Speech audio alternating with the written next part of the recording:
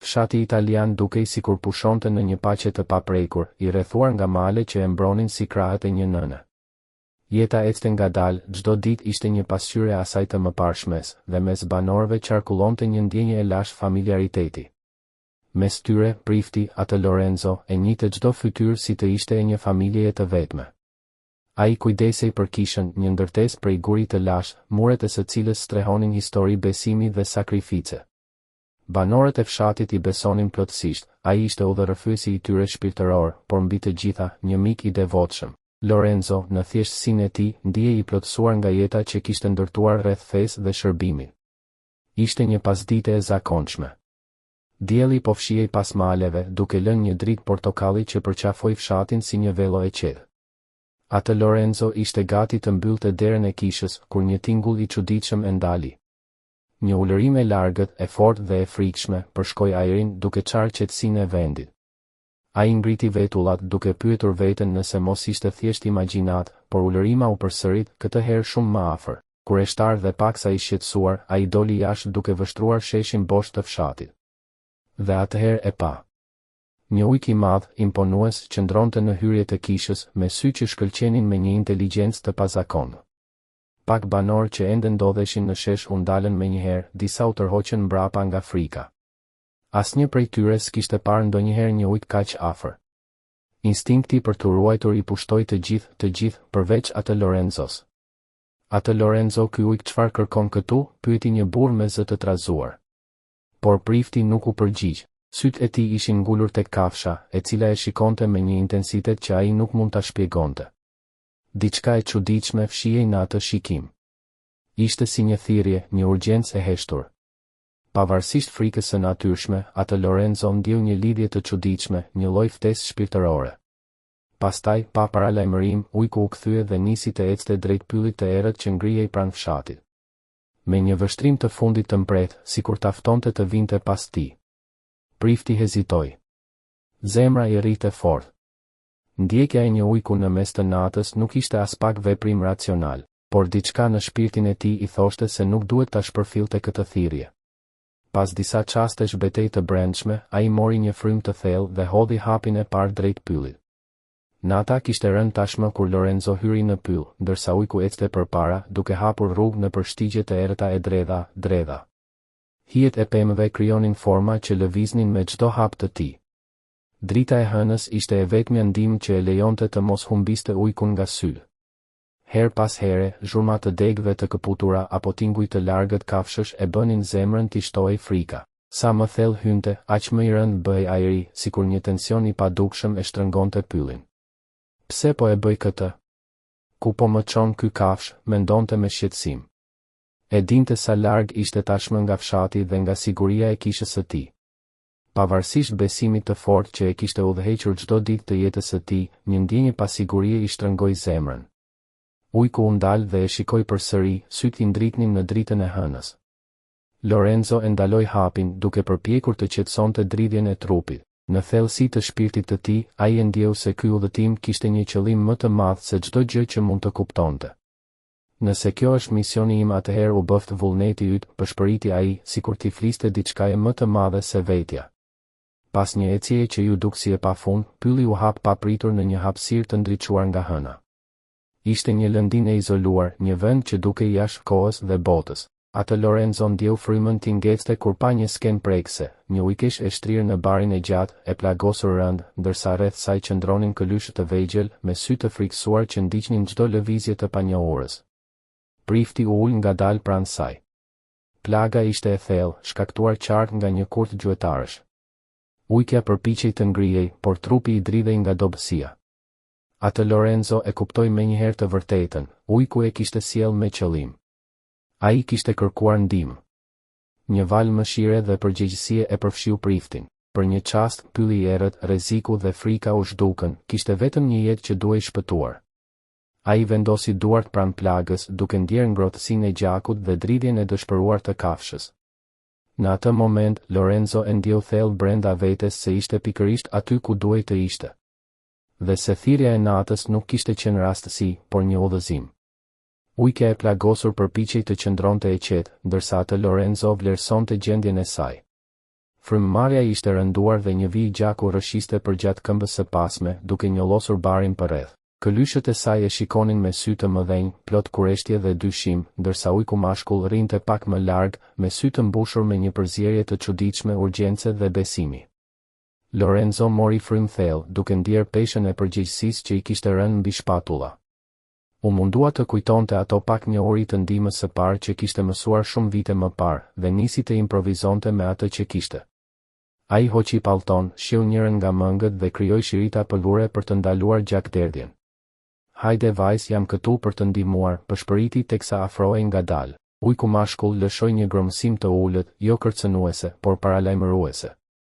Lorenzo ndaloi menjëherë, ngriti duart në shenjë respekti dhe e shikoi drejt për drejt kafshën. Dua vetëm ta ndihmoj shoqen tënde. Ajo është e plagosur dhe ju keni nevojë për të. Të gjithë kemi, tha me një ton të qetë, të butë, që dukej sikur depërtoi përtej instinktit të kafshës. Ujku mashkull u zbut pak, edhe pse sytë i mbetën vigjilent, duke ndjekur çdo lëvizje. Atëherë Lorenzo ul sërish, lagoi shiritat e pëlhurës me ujë nga shishja që kishte me vete dhe nisi të pastronte plagën me kujdes. Ndërsa përkulej mbi plagën, këlyshët ju afruan duke e nuhatur me kureshtje.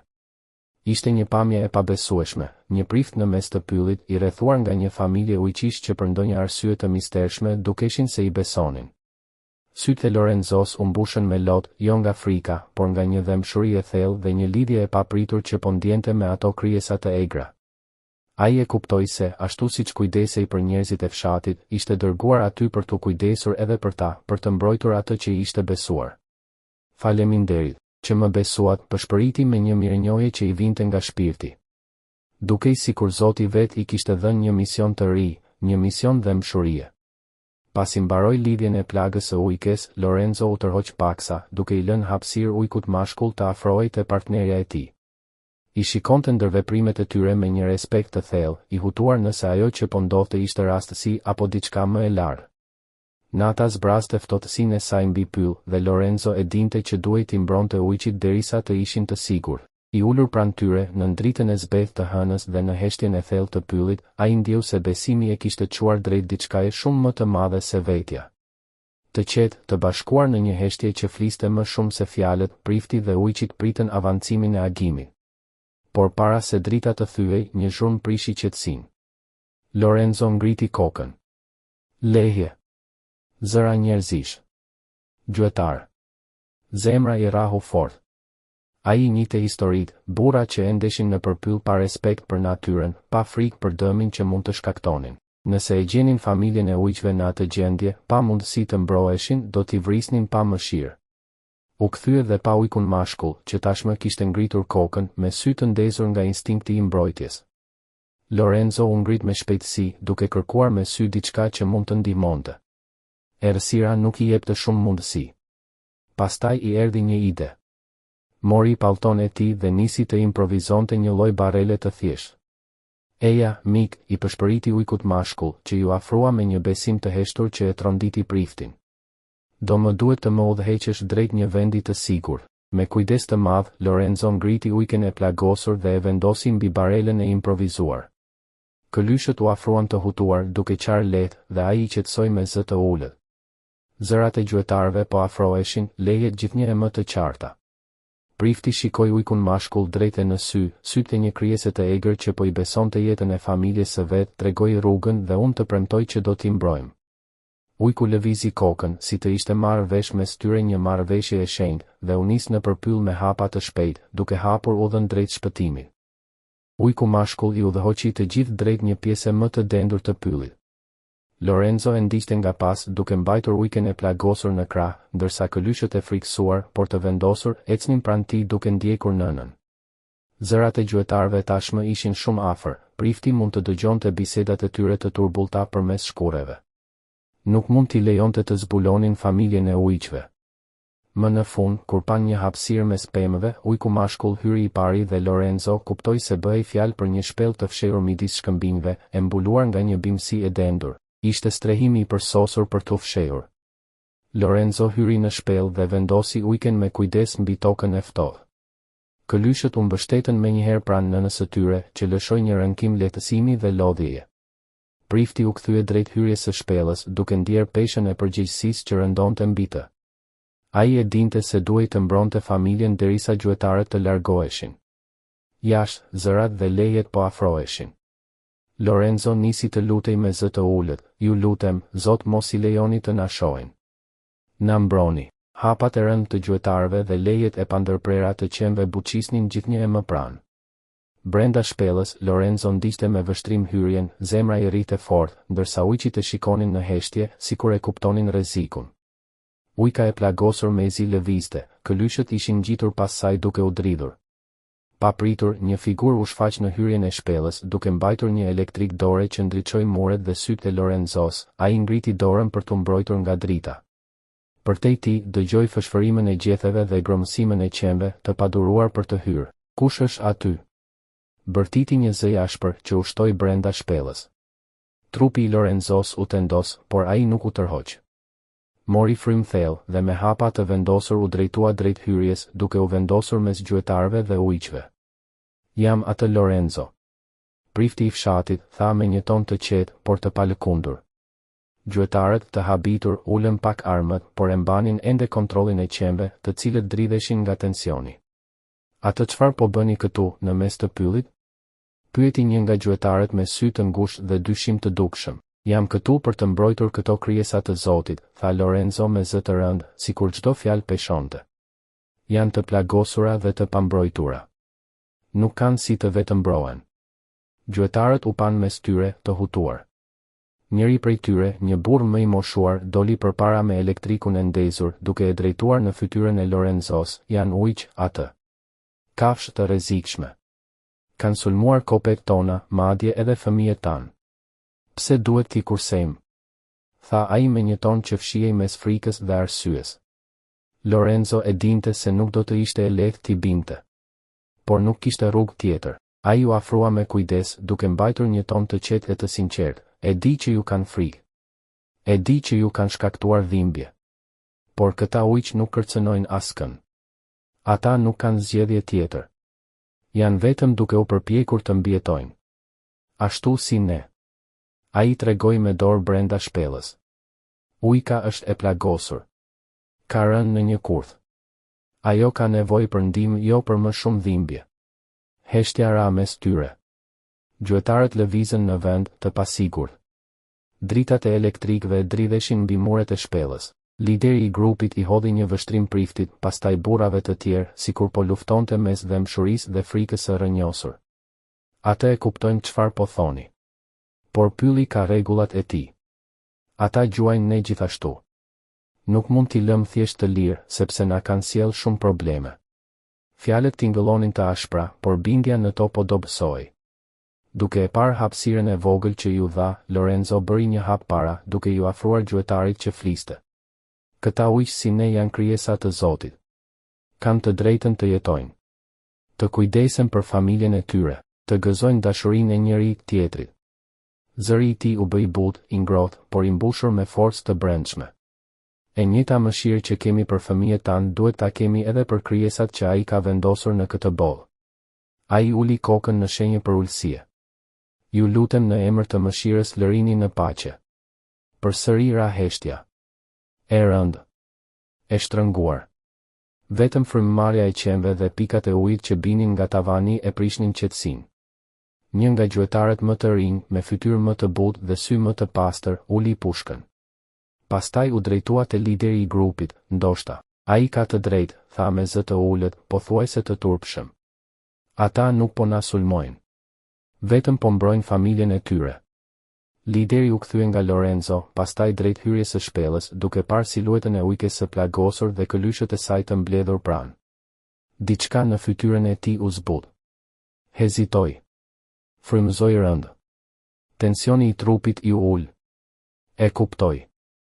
Një baba që mbron të tij nuk është armik.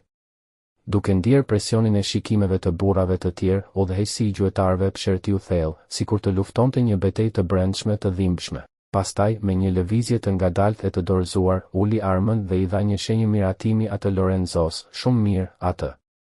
Për tani do t'i lëm të qetë. Por shpresoj që e dini çfarë po bëni.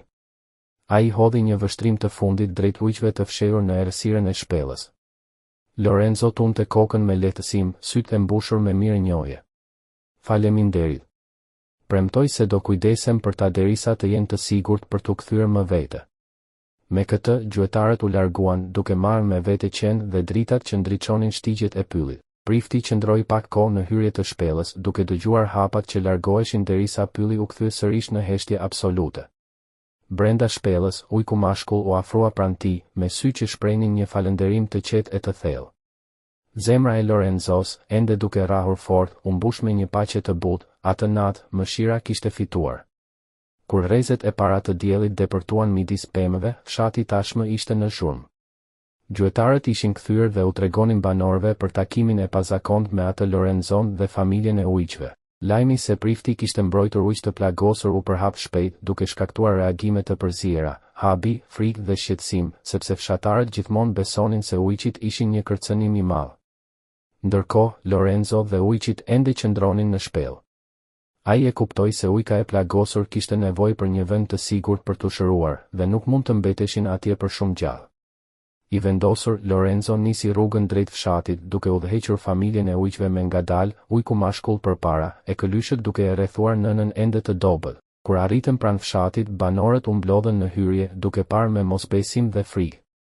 Një grua shtrëngoi fort djalin e vogël dhe i përshpëriti fqinjes, i ka sjell ujqit këtu, ka humbur mendjen. Lorenzo ngriti dorën, duke kërkuar qetësi. Këta ujq janë një familje që ka nevojë për ndihmën tonë. Nëna është e plagosur dhe pa ndihmën tonë nuk do të mbijetoj. Ata nuk na kanë sulmuar. Nuk përbëjnë rrezik. Udhëheqësi i gjuetarëve, i njëjti burr që udhëhoqi grupin natën, bëri një hap para, i shqetësuar. Ata e kuptoi çfarë po përpiqeni të bëni. Por po sikur të sulmojnë fëmijët tanë, ose bagëtit tona. Lorenzo e shikoi drejtë në sy, me seriozitet, por edhe butësi. Unë marr përgjegjësinë. Do bëj gjithçka duhet që të shërohen, dhe kur të jenë gati, do t'i kthejmë në pyll. Janë krijesa të Zotit, si ne. Meritojnë dhe mshuri. Pasi murmuritjet u përhapën mes fshatarëve, disa filluan të hezitonin më pak. Një nga gratë më të moshuara, që kishte ndjekur gjithçka në heshtje, doli përpara dhe tha: "Nëse atë Lorenzo beson se këta ujq nuk na bëjnë dëm, kush jemi ne ta vëmë në pikë pyetje? Ai ka qenë gjithmonë pranë nesh. Ndoshta është koha t'i kthejmë këtë besim." Me mbështetjen e saj, banorët filluan të përcaktonin detyrat. Vendosën ta përshtatnin hambarin e vjetër të fshatit si strehë të përkohshme. Aty ujka mund të pushonte, ndërsa Lorenzo dhe vullnetarët do kujdeseshin për të. Në pak orë, hambari u shndërrua në një vend të sigurt, shtroja, ushqim, ujë, një ambient i ngrohtë për të gjithë familjen e ujqve. Ujku mashkull nuk e linte asnjëherë anën e saj. Lorenzo kalonte orë të tëra duke u kujdesur për plagët, gjithmonë i rrethuar nga këlyshët që tashmë silleshin me më shumë kureshtje dhe madje loznin rreth tij. Fëmijët e fshatit, të magjepsur, kalonin orë të tëra pranë derës së hambarit duke bërë pyetje. Atë Lorenzo mendoni se na pëlqejnë? Pyeti një vajzë e vogël me sy të mëdhenj e të shkëlqyer. Lorenzo buzëqeshi. Besoj se po, e dashur. E dim që janë të sigurt pranë nesh. Me kalimin e ditëve, frika fillestare u shndërrua në një bashkëjetesë të kujdesshme. Edhe disa gjuetarë filluan të përfshiheshin në kujdes, të inspiruar nga shembulli i priftit. Njëri prej tyre madje sugjeroi të sillnin një veteriner nga qyteti i afërt, dhe Lorenzo e pranoi me mirënjohje. Ditë pas dite, ujqit u bën pjesë e natyrshme e jetës së fshatit. Fëmijët mësonin të shikonin natyrën me respekt, të rriturit filluan të reflektonin mbi rëndësinë e harmonisë me pyllin. Me kalimin e kohës, ujka u shërua plotësisht. Tani ecte e fortë dhe këlyshët ishin rritur të shëndetshëm e të gjallë. Por Lorenzo e dinte se momenti i ndarjes po afrohej. Ujqit i përkisnin pyllit. Në mëngjesin e ditës së caktuar, Lorenzo thiri gjithë fshatin për një ceremoni të thjeshtë. Fëmijët mbanin deg lulesh të egra, të rriturit që dikur i kishin kundërshtuar tani shikonin me mirë kuptim. Sot do t'i kthejmë këta ujq në shtëpinë e tyre, tha ai me zë të butë. Na mësuan mëshirën, pranimin dhe respektin ndaj krijimit. Le të mos harrojmë kurrë këtë. Familja e ujqve rrinte pranë priftit dhe fshatarëve. Ujku mashkull, gjithmonë i heshtur, i fortë, qëndronte pranë Lorenzos, pothuajse si rojtar. Në një procesion të qetë, fshati i shoqëroi deri në pyll. Kur arritën në një hapësirë të ndriçuar nga dielli, Lorenzo u gjunjëzua pranë tyre dhe preku butësisht qimet e tyre. Shkoni, miqtë e mi, pëshpëriti. Ky është vendi juaj. Qoftë Zoti me ju. Ujku mashkull, për një çast, nuk lëvizi.